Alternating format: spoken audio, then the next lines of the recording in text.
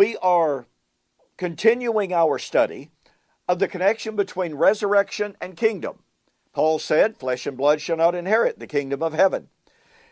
Which obviously is kind of interesting. People describe that flesh and blood there as physical bodies, okay, and they turn around and say, we're going to have a physical body resurrection at the end of time, entrance into the kingdom. Well, wait a minute. If flesh and blood doesn't enter the kingdom, then if we have a physical body resurrection, doesn't that mean that that physical flesh and blood body doesn't get to enter the kingdom? Yeah, I understand the argument. People say, oh, well, it's changed. Well, physical flesh and blood, which in the first place is not what Paul's talking about there, but physical flesh and blood is what everyone's arguing for. A physical resurrection. Well, I digress. Okay, I want to share with you one of the last passages in the Gospels that I want to examine. The connection between resurrection and kingdom. In Matthew 25:31 and following, when the Son of Man comes in his glory and all of the holy angels with him, then he will sit on the throne of his glory. Well, here's the coming of the Son of Man. Everyone says it's the time of the judgment. Everyone says it's the time of the resurrection. Well, guess what? He sits on the throne of his glory. He doesn't quit the throne. He sits on the throne. It's a continuation, a consummation of what was initiated at his ascension when he ascended to the right hand of the Father, there to rule in the midst of his enemies, and then to return in judgment of those enemies, Luke chapter 19.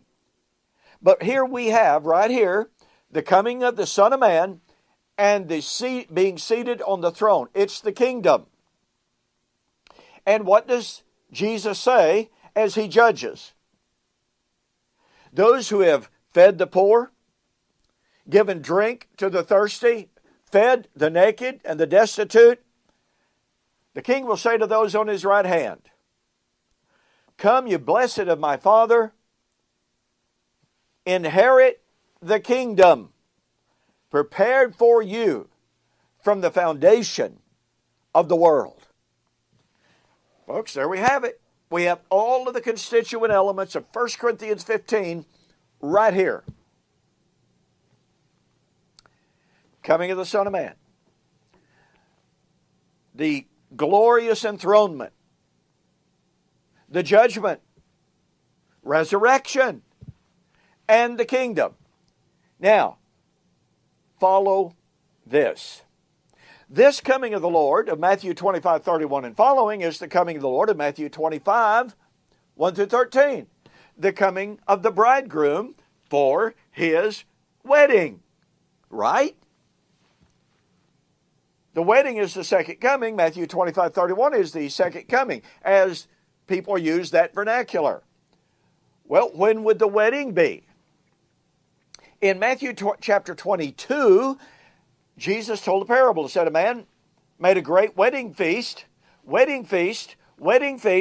for his son, and he sent out his servants to call those who had already been invited. They began with one accord to make excuses. They mistreated those servants. They beat them. They rejected them. They killed them. And the master of the wedding was angry, and he sent out his servants.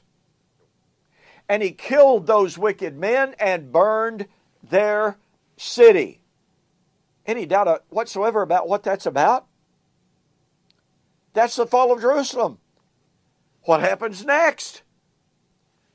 The master said to his servants, go out into the highways and the byways, and to gather into my hall, so that my wedding banquet might be full.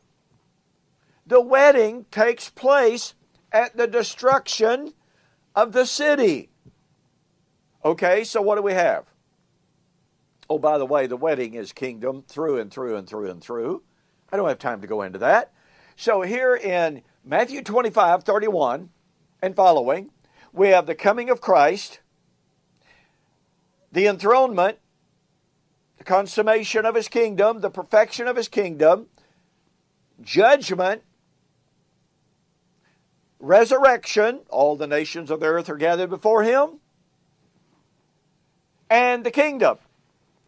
All of this would take place at the coming of the Lord for the wedding. Matthew 25, 1 to 13. But the wedding would be when those wicked men who rejected the invitation to the wedding were destroyed. And oh, by the way, the wedding would take place at the coming of the Lord against Babylon. Revelation chapter 19. At the destruction of Babylon, the cry went out, "Let us be glad and rejoice, for the time of the wedding has come." And it's also the time of salvation and the kingdom. Revelation 19:1. Oh, it's at the time of the vindication of the martyrs. Verse 2. Do you see the correlations here? Once again, folks, the connection between resurrection, entrance into the kingdom, all of this is right here in Matthew chapter 25. This coming of the Lord for judgment, coming of the Lord at the kingdom, coming of the Lord at the resurrection is at the time of the wedding. The time of the wedding would be at the fall of Jerusalem. It would be at the judgment of Babylon, the city where the Lord was slain. Revelation 11, verse 8. These connections are perfect. They are powerful. They are persuasive if we have an open mind. Let me recommend that you get a copy of my book, The Resurrection of Daniel, chapter 12, verse 2, Fulfilled or Future. You will find an incredible amount of information, documentation, proof that this entrance into the kingdom of 1 Corinthians 15 at the resurrection was in AD 70, as we've just demonstrated this morning.